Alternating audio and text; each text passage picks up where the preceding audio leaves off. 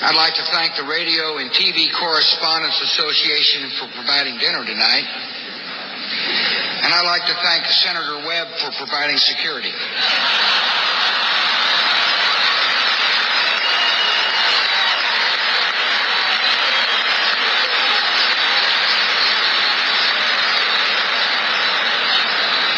I'm glad to see everybody here is enjoying themselves. Don't think I haven't noticed all the drinking that's been going on. In my State of the Union address, I said we needed to increase the use of ethanol.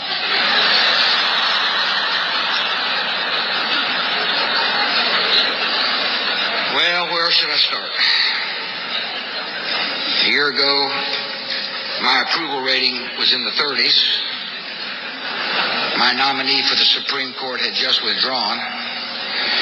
And my vice president had shot someone.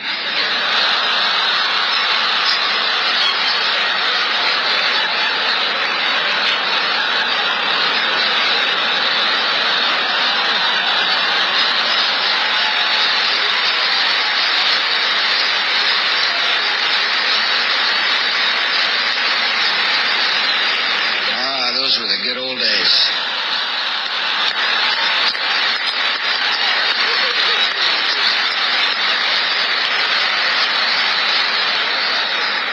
Sorry, the vice president couldn't be here. He's had a rough few weeks. To be honest, his feelings are kind of hurt. He said he was going on vacation to Afghanistan where people like him.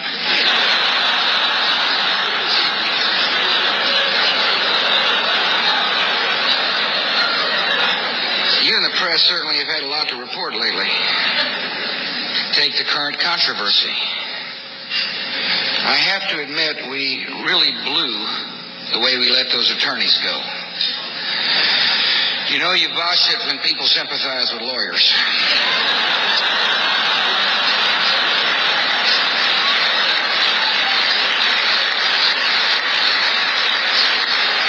Speaking of subpoenas, it's good to see Speaker Pelosi tonight.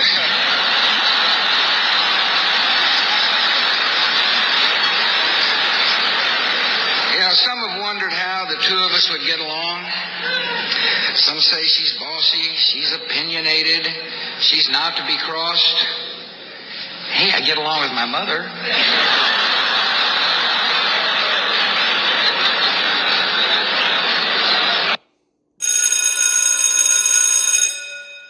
Good morning. It is Friday, May the 12th, and this is The True Conservative. Welcome to all the butchers, bakers, and candlestick makers out there. I'm Ron, your host, and the only true conservative in the United States today. So today, after the Serenity Prayer and the Star-Spangled Banner, we will have no free lunch, the rape of the mind, the facts, Mark-Simone, speechless, all that and more when I come back.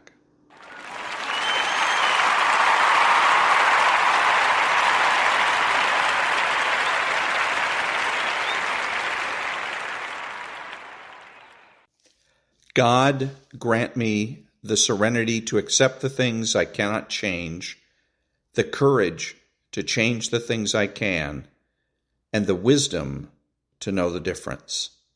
Amen.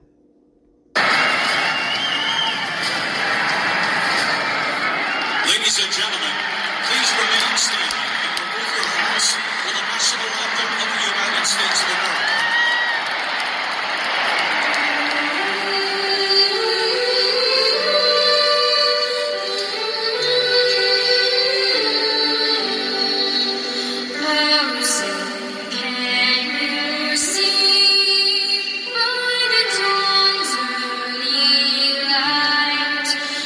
So proudly we hailed at the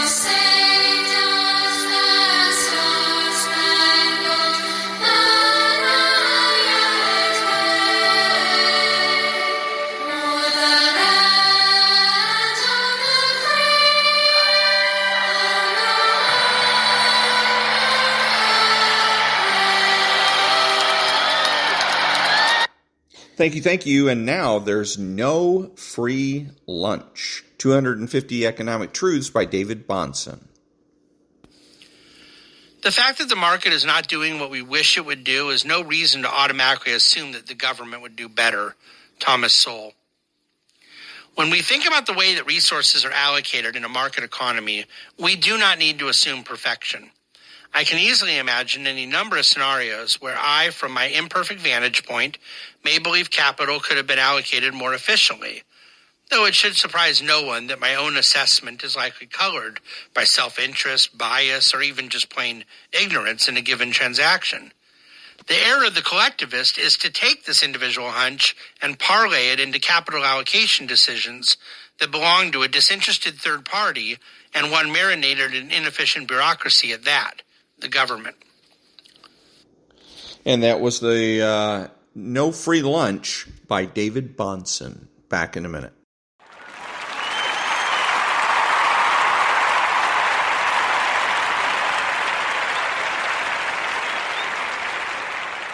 Thank you. Who is the true conservative? He is the person that understands that conservatism is not just about politics, but culture as well. He is not selfish, but minds his own business. He acts like an adult. He is patriotic and uses common sense. He expresses what he knows and does so with absolute certainty. He makes judgments, refuses to speculate, speaks clearly and definitively, and is not afraid to say no. He's open-minded, asking why rather than why not. He is consistent, credible, and influential, not ashamed of his existence, unafraid to learn or correct his mistakes.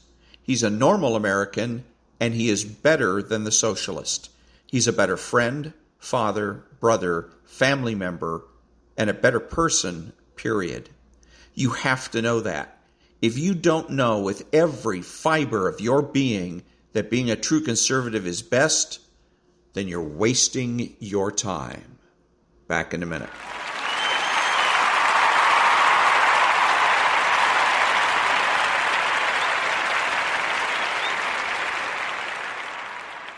Thank you. And now the rape of the mind.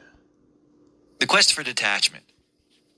Man's feeling for justice has very subtle implications. As soon as Justia flirts with powerful friends or becomes completely submissive, people feel insecure and their anxiety increases. But man's feeling for justice needs more than mere security for its satisfaction and gratification. The sense of justice is an inner attitude aiming at the realization of ideal rules of law that can inspire the community and raise it to a higher moral level. It requires not merely that minimum of decent behavior that is enforced by law, but more than that, a maximum of personal initiative and mutual fair play. It asks for personal and social justice, for mutual limitation of demands in the service of the mutuality of relations between man and their government. Any ideal feeling of justice requires sacrifice and implies self-limitation. Emotionalism is its enemy. The ideal of justice is not only valid for individuals, but should also rule communities and countries. Only in such an atmosphere of free mutual sacrifice of power on behalf of growing justice can democracy grow. Can people learn to see objectively and in a manner detached from their personal feelings? Yes, they can.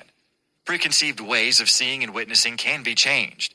Many people realize the damage men do to themselves and others when they submit to collective passion and prejudice. These people then learn through astute investigation and observation how to be less prejudiced, how to see events with constant redaptation of mind and eye, and with a search for reality. Prisoners in concentration camps or POW camps are so constantly bombarded with rumors and suggestions, their observations are so distorted by their necessary self-defenses that they are hardly able to give an objective report regarding the actions of their fellows. The mass attitude of the day directs their opinions. The fellow who has become a scapegoat, whose function it is to alleviate for his fellow prisoners their common anger, will never be able to neutralize all later reports about him, simply because the number of so-called objective witnesses is against him. It is very difficult to separate the rumors from the facts and to neutralize ingrown mental toenails. There is in man an instinctual need to take sides with the majority, to conform to the opinion of the strong. This need is rooted in a biological urge for safety. That is why strong feeling of perception grew among soldiers in a POW camp. This result was complete unconscious falsification of what happened. The individual observation got lost in the strong impact of mass opinion. In the future age of psychology, when insight into man's behavior is more generally understood and applied, we will be more aware of the importance of dependable witnesses. Every report and every piece of testimony, pro or con, will be examined and weighed in the light of its psychological and historical background. The citizen of the future will laugh as he looks back at the time once lost during trials, because obvious facts on one side were not brought out to challenge equally obvious facts on the opposing side. These future citizens will understand that we only revealed our mutual hostilities and feelings of fear and insecurity by our behavior, feelings which moved us compulsively and subtly to make subjective rearrangements of our memories and impressions. He will point out that objective thinking was in its infancy in those days. And that was, let's see here, Chapter 8, The Quest for Detachment. There we go. And from The Rape of the Mind by Joost-Meerlo, MD. Back in a minute.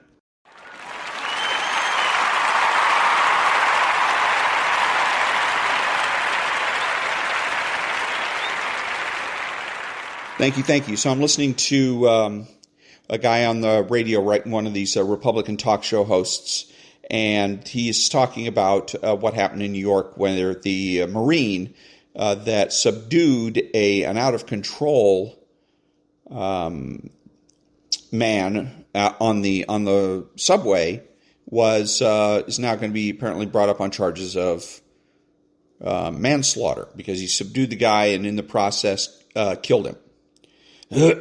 Homicide. So, no doubt that it was a homicide, by the way. No doubt that it was a homicide. Was it a criminal matter? That's the issue. Is it murder, manslaughter, or maybe it was justifiable? It was a self-defense situation. He's defending himself or others, et cetera, et cetera. So, this guy on the radio is giving us all the details, all the facts surrounding the case. And he's also playing clips of activists and attorneys for the guy that was killed, who are making these interesting accusations. And so he's trying to straighten it out, this radio talk show host, with facts. And it's bullshit. He should quit wasting his time.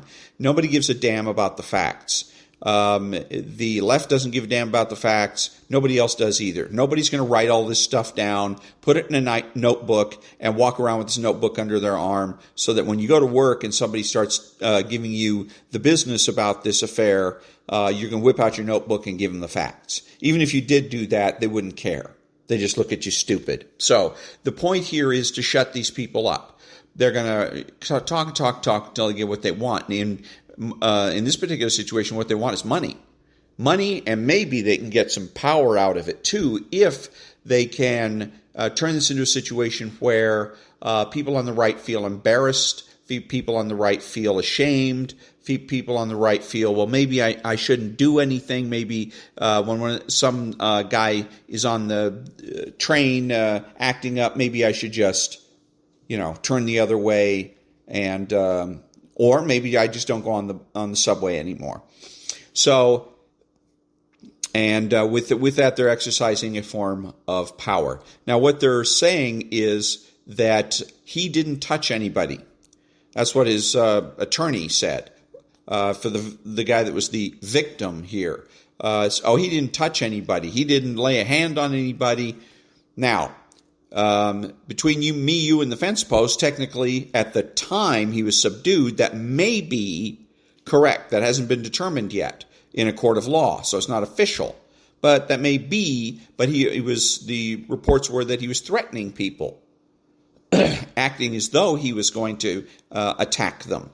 And so that's when this Marine went into action. Now, you can argue those facts. So you can go back out and say, but no, it's this way, and argue all these little details, which nobody's going to pay attention to, and the ones that they do pay attention to, they're going to forget. Or what you could simply do is call the attorney a liar. and you say you're a liar, he's a liar, he's lying. This man did put his hands on people. He did assault people, because it's true. The fact of the matter is that this man has been arrested 46 times for crimes up to and including assault and battery. So he did put his hands on people. Okay, and because what these people like to do is they like to speak metaphorically and then switch back to being literal. So they go from literal to metaphorical, back to literal, back to metaphorical. We can play that game too, right? So when he says he's being literal now, oh, he didn't touch anybody. We're going to play it metaphorical. We're going to play it deuces wild and say, yes, he did touch somebody. This man, whoever says that he didn't, is a liar. Or just simply contradict him if you don't want to call them a liar. Just say, yes, he did. Yes, he did. So, and then they're now in a position of having to scramble and be on the defensive. And that's the way it should be. They have the burden of proof here. If they're making allegations that a crime has been committed, the burden of proof is on them.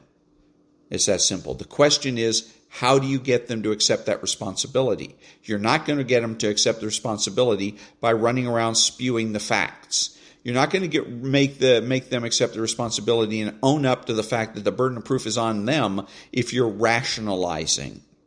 If you continue to rationalize, it's exactly what they want you to do. Because then they're going to, like I said, they're going to go back and forth between what's literal, real, and what's metaphoric or poetic, until you're so confused, you throw up your hands and you walk away, right? You throw up your hands and say, well, what do you want? You have $1 million here. Here's $1 million. Go away. Okay, so the way to handle the situation is just simply to deny it. When they say, well, he didn't touch anybody, that's wrong. That's false. He did. And leave it at that. Let them figure it out. Back in a minute.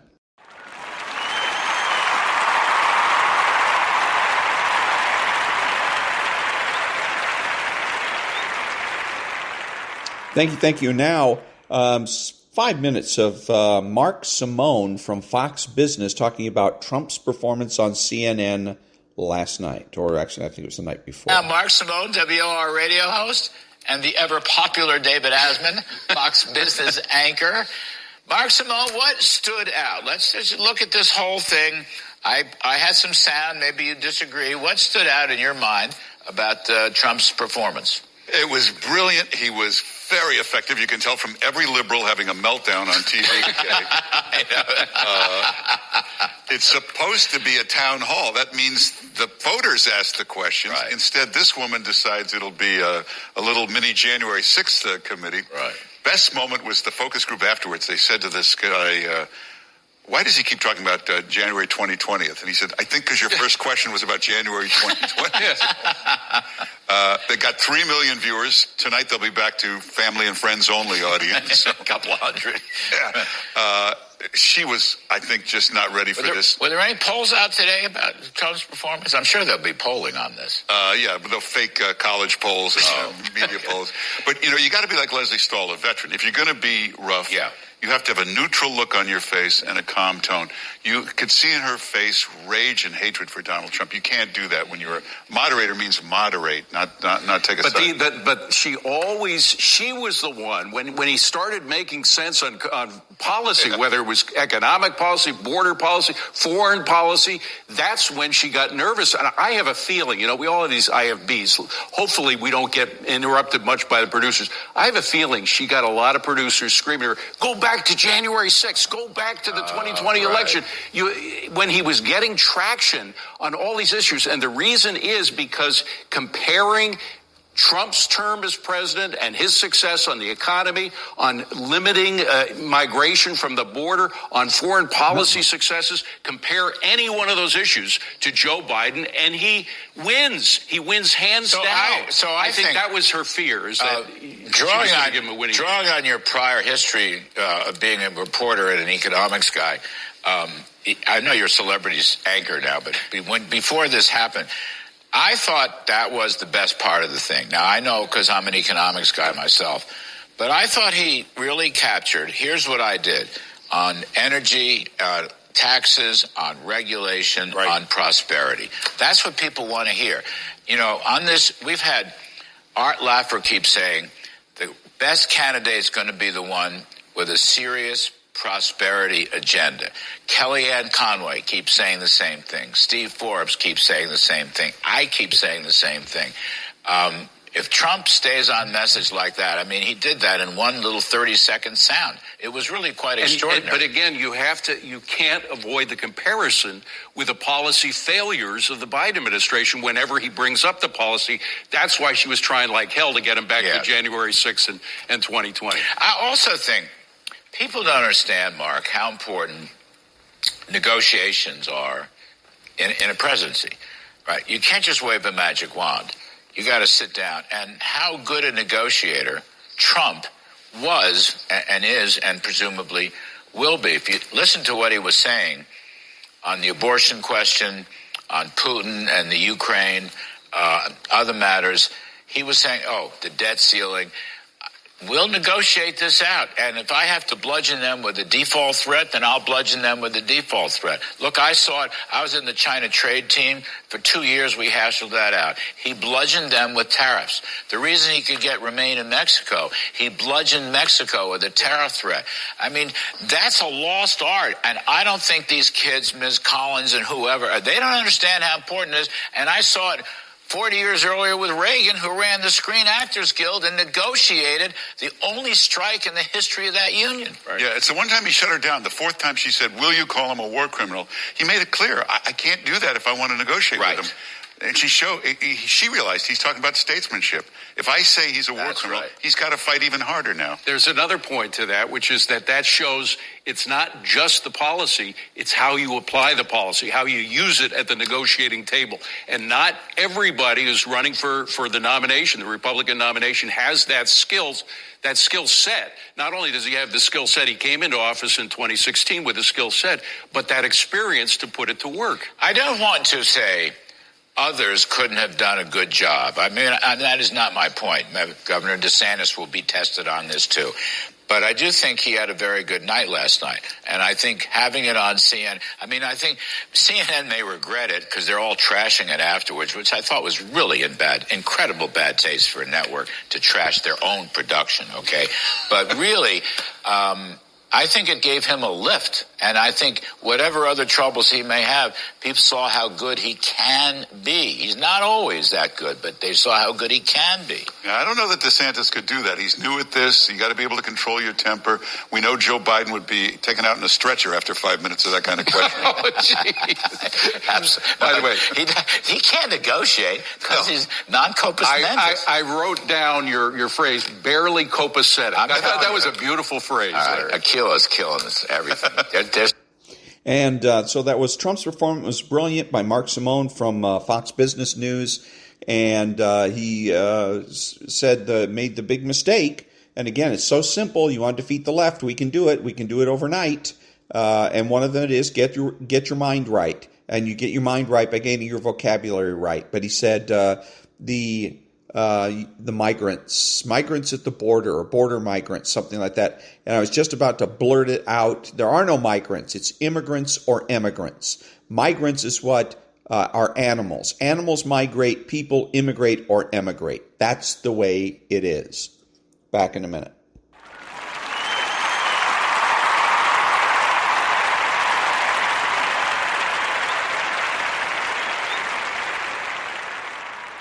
Thank you. And now,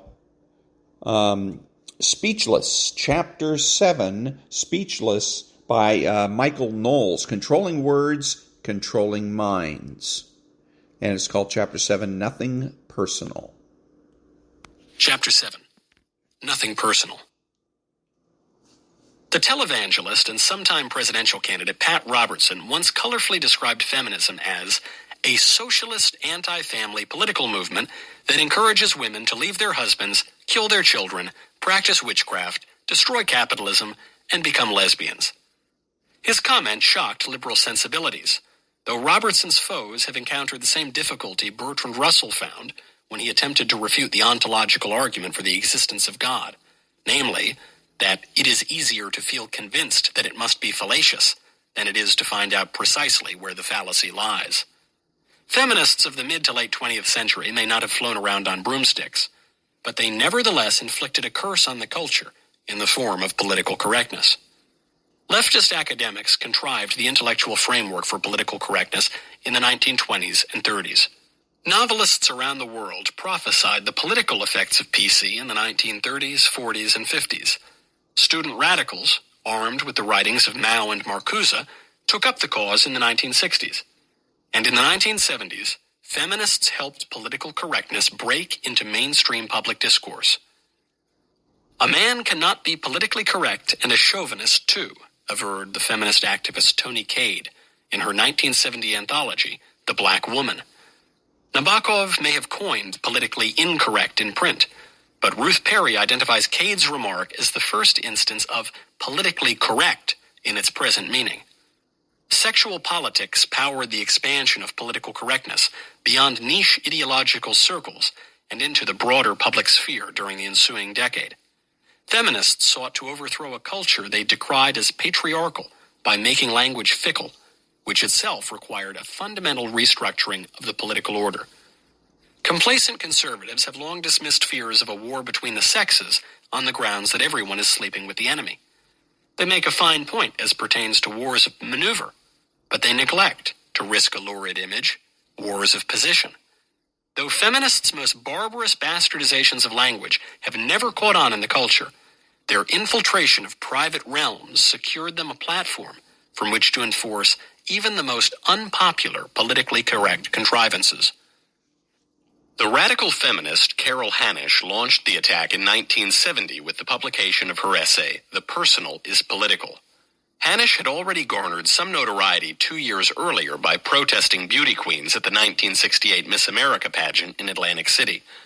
She and her fellow travelers set up a freedom trash can and encouraged women passing by to throw away their bras, girdles, and other putative symbols of oppression. Critics called the dowdy libbers daft and jealous, and Hanisch wrote her essay in response to those criticisms. For years, Hanisch explained, radical feminists had met in groups to whine about their lives over apple pie and ice cream, and this ritual had given people the wrong idea that feminism amounted more to group therapy than politics. Hanisch did not disavow the therapeutic aspect of these gabfests, but she insisted that these analytical sessions are a form of political action. Therapy, in a certain sense, is politics. One of the first things we discover in these groups, Hanisch wrote, is that personal problems are political problems. Individuals could not fix the systemic injustice, as Hanisch saw it, and so the women needed to organize politically to solve their personal problems. The politicotherapy sessions sought to effect political change by raising consciousness. The feminist Kathy Sarachild, whom Hanisch credited with getting her essay published, adopted the concept from the old left and put it into practice. Sarachild recalled the moment she first encountered consciousness raising during a meeting of the New York Radical Women. One woman in the group, Ann Forer, spoke up. "I think we have a lot more to do just in the area of raising our consciousness," she said. Raising consciousness? I wondered what she meant by that. I'd never heard it applied to women before. "I've only begun thinking about women as an oppressed group," she continued, "and each day I'm learning more about it. My consciousness gets higher." Forer had never considered herself oppressed until feminists put the notion in her head, and their regular wine and cheese soirees made her progressively more miserable, a process she celebrated as an awakening from the slumber of her oppressive serenity. Consciousness raising derives from the Marxist concept of false consciousness, a phrase that Friedrich Engels coined in an 1893 letter to the communist historian Franz Mehring. Gramsci, Marcuse, and countless other Marxist intellectuals in and out of the Frankfurt School have relied on the concept to explain why the oppressed masses seem so much better adjusted than the theorists who write about them. The radicals think they understand the little guy better than he understands himself, and they intend to convince him of his own misery. Wendy Doniger, a feminist professor at the University of Chicago, took the notion of false consciousness to an absurd extreme in 2008 when she declared in Newsweek that Republican vice presidential candidate Sarah Palin's greatest hypocrisy is in her pretense that she is a woman. Palin, a former beauty queen, possesses decidedly feminine features. No one has ever mistaken her for a man. But Doniger considers Palin so deluded by the patriarchy and so ignorant of the Gnostic feminist faith that she has actually surrendered her biological sex. In 2020, the New York Times' Nicole Hannah-Jones explained false consciousness in the racial realm. There is a difference between being politically black and being racially black, she tweeted. I am not defending anyone, but we all know this and should stop pretending that we don't. In fact, Jones was defending someone. Earlier that day, Democrat presidential candidate Joe Biden had appeared on a popular radio program and informed the audience, if you have a problem figuring out whether you're for me or Trump, then you ain't black. One presumes not even doddering Joe Biden believed a man might lose the melanin in his skin upon the mere consideration of voting for a Republican. He knew that the open-minded voter of African extraction would retain his hue. But according to the presidential candidate, on a deeper, metaphysical level, that man would abandon his blackness, which Biden, Jones, and the rest of the radicals believe has more to do with political consciousness than color. Back in 1970, Carol Hanisch translated Sarah Child's vision of consciousness raising into a political plan of action. She explained the explicitly Marxist character of the endeavor in a 2006 introduction to her essay. Whereas earlier feminist activism had used spiritual, psychological, metaphysical, and pseudo-historical explanations for women's oppression, Hanisch preferred a real materialist analysis in the Marxist materialist sense. In the essay itself, Hanisch refers admiringly to Marx, Lenin, Engels, Mao, and Ho Chi Minh, the communist dictator of Vietnam who had died in office a year before she wrote it. Like Gramsci before her, she recognized that cultural upheaval must predate political revolution. American culture cherished the separation between public and private spheres, on which Republican government rests, so she set out to destroy that distinction. John Locke, the liberal English philosopher who helped shape the American founding, insisted on a separation between public and private, that is, between the familial and the general, or, in Carol Hanisch's words, the personal and the political. He began his second treatise of government by declaring, the power of a magistrate over a subject may be distinguished from that of a father over his children, a master over his servant, a husband over his wife, and a lord over his slave. As one might suspect, Locke's penultimate example rankled feminists who deplored the notion that a husband might lawfully lord over his wife. Whereas Locke sought to circumscribe the scope of government and its interference with the family, feminists feared the patriarchal family more than they did the state. Ironically, in their ideology, the second-wave feminists of the 1970s aligned more closely with throne-and-altar conservatives whose monarchical philosophy the liberal Locke sought to supplant. In Patriarcha, a defense of the natural power of kings against the unnatural liberty of the people, Sir Robert Filmer defended the political legitimacy of monarchs on the personal grounds that kings are the fathers of their people.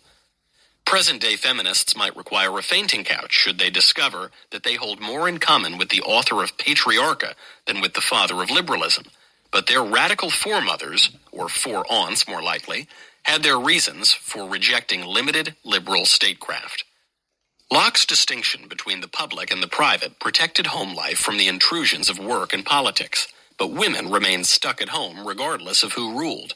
Though Locke's emphasis on the rights of the individual no doubt shaped the entitled tone of feminism more than Filmer's focus on reverence and humility, feminists took the more conservative tack and eschewed the liberal protections of private life in order to transform the personal as well as the political. When the personal becomes the political, everything gets politicized, with the ironic exception of politics, which actually becomes depoliticized. Today, every facet of our culture has taken on a political aspect, from sneakers to sports leagues to fast food chicken sandwiches. How a family structures household chores, whether a wife adopts her husband's surname, who gets to use the home office, all these formerly private matters come to denote a political perspective. Yet at the same time, citizens have ceded more and more political control to bureaucrats, experts, and judges. The politicization of everything has robbed the people of basic political rights. The issues of contraception and abortion shed light on this counterintuitive process. In 1965, the Supreme Court discovered in the Constitution a theretofore unnoticed general right to privacy, which it announced in Griswold versus Connecticut. Where precisely the judges had found this right, no one could quite say. Justice William O. Douglas, writing for the court, claimed, "Specific guarantees in the Bill of Rights have penumbras formed by emanations from those guarantees that help give them life and substance. Various guarantees create zones of privacy." If any reader can translate the justice's gobbledygook into English, please write to the publisher. The dictionary tells us that penumbras are partial shadows and emanations are effluents. The U.S. Constitution contains neither, but these elusive penumbras and emanations returned in Roe v. Wade to establish a fundamental right to abortion as a consequence of the similarly secret general right to privacy. Feminists hailed both Supreme Court decisions, but these personal victories came at great cost to political liberty. Before Griswold and Roe, the people possessed the right to decide for themselves, through their elected legislators, the degree to which they would tolerate contraception and abortion. The people could amend the laws over time. More licentious generations might expand them. Chaster generations might restrict them. In Griswold and Roe, the court stole that more fundamental political right from the people. 9 unelected lawyers decided those questions for every American in perpetuity. The late Justice Antonin Scalia lamented the power grab decades later in Obergefell, which redefined marriage. "It is not of special importance to me what the law says about marriage," explained Scalia in his dissent. "It is of overwhelming importance, however, who it is that rules me. Today's decree says that my ruler, and the ruler of 320 million Americans coast to coast, is a majority of the 9 lawyers on the Supreme Court. What masquerades as an expansion of liberty actually restricts political rights. The personal appeals offered on behalf of inventing constitutional guarantees to contraception, abortion, and redefined marriage, my body, my choice, love is love, and so forth, extort through emotional blackmail the once cherished rights of self-government.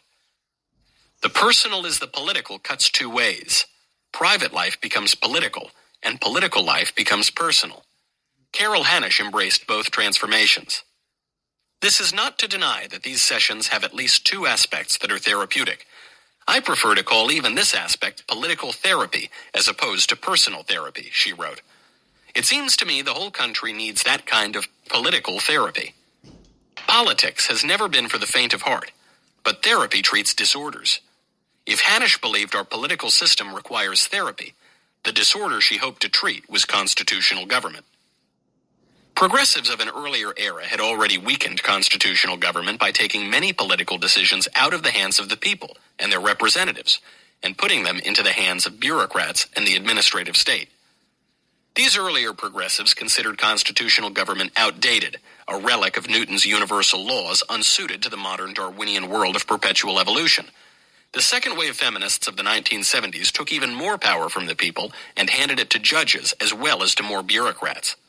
But the most powerful tool in the feminist arsenal operated off the bench and outside the bureaucracy. These women, or women, W-I-M-M-I-N, as the more doctrinaire gals styled themselves, warped minds by changing language.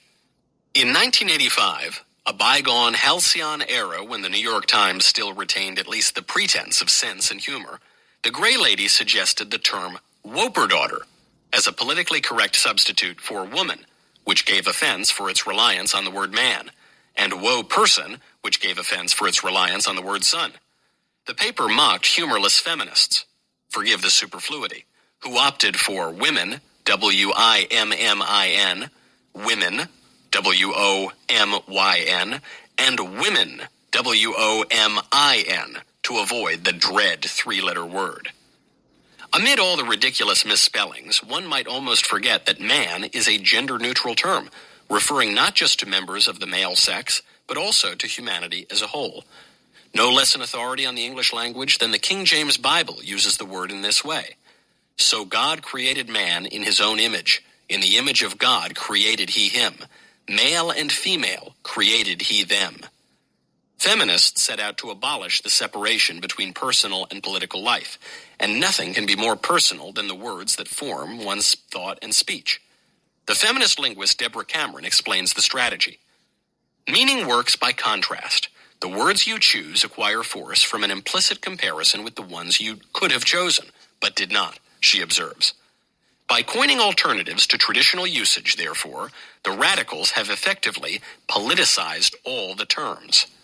The mere existence of politically correct jargon, ridiculous though it may be, charges traditional language with heightened political significance. Women, W-I-M-M-I-N, never quite caught on, but other politically correct feminist formulations have taken hold. The coinage of chairwoman and chairperson unseated the traditional, gender-neutral chairman because of its perceived political incorrectness. Often, chairpersons go by the bizarre abbreviation chair, as though they were pieces of furniture rather than the people who sit on them. Now to refer to oneself as a person rather than a seat connotes a political worldview. Christopher Hitchens, a left-wing opponent of political correctness, observed, "The real tendency of PC is not to inculcate respect for the marvelous variety of humanity, but to reduce each group into subgroups and finally to atoms, so that everyone is on their guard against everyone else. Political correctness breaks the unconscious bonds and traditions that protect private life from the intrusions of ideological engineering. Rather than dismissing this semantic engineering and retreating to stale platitudes about a neutral or depoliticized world, conservatives ought to admit that the feminists have a point. They recognize that traditional language and behavior prop up a traditional moral standard, which they seek to overthrow. They manipulate language in order to transform the consciousness of women who, they believe, unwittingly uphold wicked and false ideas about sex in particular and human nature in general. The second-wave feminists understood that culture can never be neutral, so they undertook to rewrite the terms of engagement.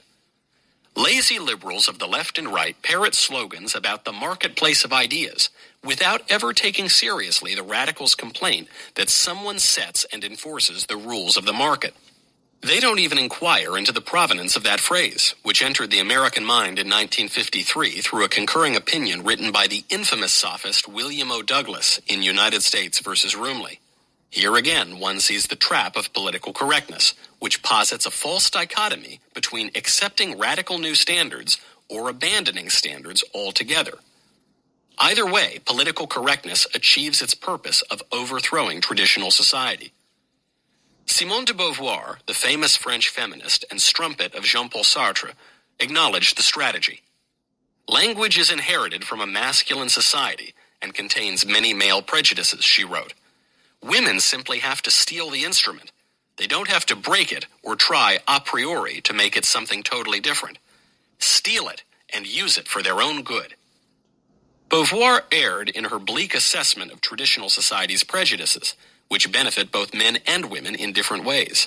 But she understood far better than benighted liberals on both sides of the aisle that language and culture necessarily carry prejudices, and those natural preferences and revulsions will dictate the boundaries of any society's marketplace of ideas. According to traditional prejudices, men hold the door, pick up the tab, take out the trash, and bring home the bacon. Second-wave feminists sought to dismantle those prejudices, not because they didn't benefit women, but because they implied the reality of sexual difference. The traditional view held that men and women complement one another and belong together. The second-wave feminists believed that a woman needs a man like a fish needs a bicycle. Their language reflects their largely successful efforts to break the traditional bonds between men and women, or rather, women, W-I-M-M-I-N, who have nothing at all to do with men. There can be no neutral term between women, W-O-M-E-N, and women, W-I-M-M-I-N, that leaves open the question of whether or not women relate to men. The words carry entire worldviews, and the term that dominates will reflect society's prejudice. To seek neutrality is to misunderstand the tussle entirely. The clear-eyed Simone de Beauvoir tried to explain this hard fact to Betty Friedan, a radical feminist in her own right, whose book, The Feminine Mystique, sparked second-wave feminism in America. During a dialogue that Friedan recorded and published in her collection, It Changed My Life, Beauvoir declared, "No woman should be authorized to stay at home to raise her children. Society should be totally different. Women should not have that choice, precisely because if there is such a choice, too many women will make that one." Then, to make sure Friedan had understood the enormity of her point, she added, "It is a way of forcing women in a certain direction." Friedan objected to Beauvoir's rigidity. "I follow the argument," she responded, "but politically at the moment I don't agree with it. There is such a tradition of individual freedom in America that I would never say that every woman must put her child in a child care center." One cannot quite tell from Friedan's comments whether she rejected Beauvoir's argument as wrong in itself, or merely on the practical grounds that it would fall on deaf ears, given America's more conservative views of sex and liberty. Friedan may have felt that America was not yet ready for such radicalism. Perhaps she was not ready for it herself. Regardless, Beauvoir had no patience for Friedan's naivete. "But that's not how we see it," she continued. "We see it as part of a global reform of society which would not accept that old segregation between man and woman, the home and the outside world. In other words, Beauvoir would not accept the distinction between the personal and the political, and Beauvoir's view won the day. As long as the family and the myth of the family and the myth of maternity and the maternal instinct are not destroyed," she concluded, "women will still be oppressed." Political correctness seeks to destroy the social order for the purpose of liberation. Radicals from Beauvoir to Black Lives Matter, which undertakes to dismantle the Western prescribed nuclear family, have found in that fundamental political institution the most persistent font of oppression. So they set out to destroy the family as well as the myth of the family. When Beauvoir used strange phrases such as the myth of the family and the myth of maternity, she did not mean to imply that family and motherhood do not exist. Rather, she was taking aim at the veneration our culture affords to motherhood and the family. She objected to the social prejudice that cherishes the family and honors mothers for raising their children. Beauvoir, the jilted common-law wife of a notorious philanderer, considered the family intrinsically oppressive, but all too attractive to women suffering from a false consciousness in a patriarchal society. The word mothering entered the English language sometime in the early 15th century, more than half a millennium before parenting began to replace it. References to a child's parent or guardian have almost entirely supplanted references to mothers and fathers in official documents and even polite conversation, much as the sterile terms partner and significant other have replaced husband and wife in a society that shuns normativity. Liberals may argue that parenting offers a neutral alternative to an outdated sexist term, but that neutrality is illusory, as parenting carries just as many social implications as the traditional word it supplanted. Motherhood implies that women have a special role in raising a child, a role for which they are better suited than men. Parenting suggests that no particular distinction exists between mothers and fathers, or men and women for that matter. A culture that talks about mothering and fathering will more likely preserve the family than one that preaches parenting, which might be undertaken by single women, single men, same-sex couples, mixed-sex thruples, or a commune. In 1991, John Taylor wrote a New York Magazine cover story, "Are You Politically Correct?", which signaled the arrival of political correctness as a major cultural phenomenon. Taylor warned, "To the politically correct, everything is political." He was right, but the politically correct have a point. Public life is by definition political, and even the institutions that define our private life exist and develop with the aid and assent of our politics. We fail to recognize the political nature of most things because we take them for granted as the given facts of our society, a cultural inheritance beyond the scope of conscious tinkering and debate. If we tried to reason through the political significance of every action we undertook, we would hardly be able to get out of bed in the morning. When a man holds a door for a woman, he unconsciously makes many political statements, just as the politically correct contend. He implies that women are physically weaker than men. He suggests that men have some responsibility to protect and cherish women. He assumes that men and women complement one another. But he doesn't think about any of that.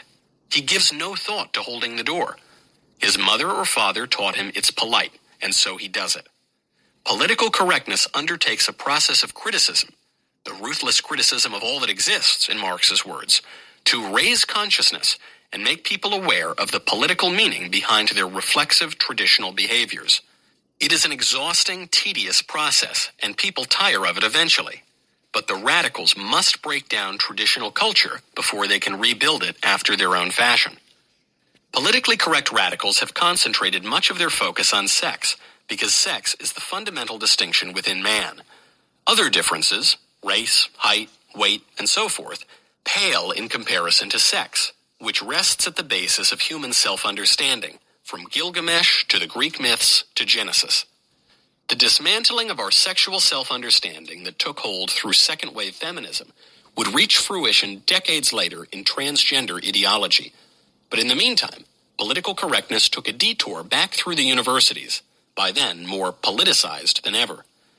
After Taylor observed that, to the politically correct, everything is political, he continued, and nothing is more political, in their view, than the humanities, where much of the recent controversy has been centered. The humanities explore what it means to be human, preserving civilization's greatest triumphs and insights from generation to generation. Having established a beachhead in human sexuality, politically correct radicals next moved to redefine our civilization and our very selves through a new style of teaching, the school of resentment. And that was Nothing Personal, Chapter 7, from Speechless by Michael-Knowles. I don't think I'm going to...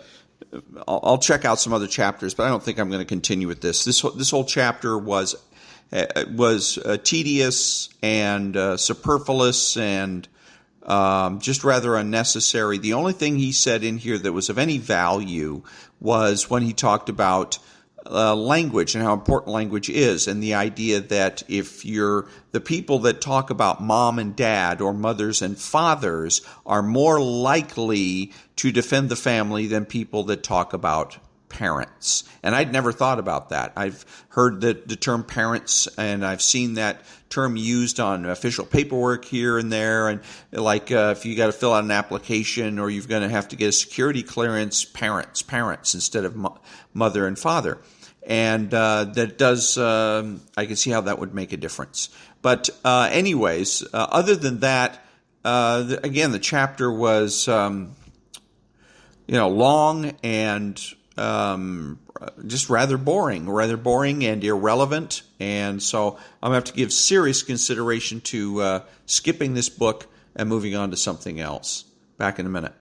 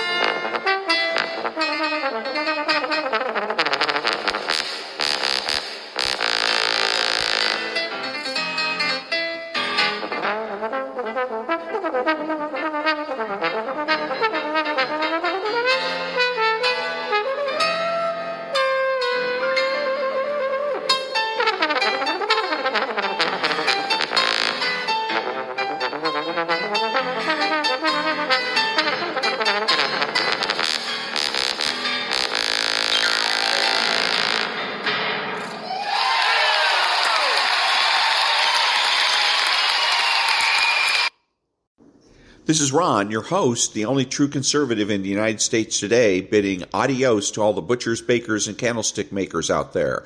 So I'm reminding you that the left has no authority, no power, and they can't win.